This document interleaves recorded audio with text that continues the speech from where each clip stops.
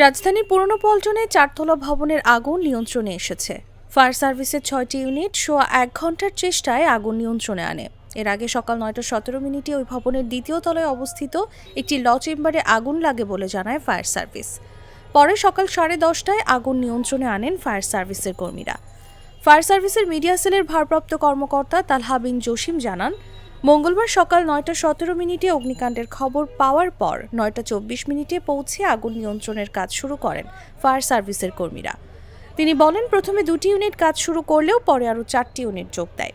তবে প্রাথমিকভাবে আগুন লাগার কারণ ও হতাহতের কোনো খবর জানাতে পারেননি ফায়ার সার্ভিসের এই কর্মকর্তা।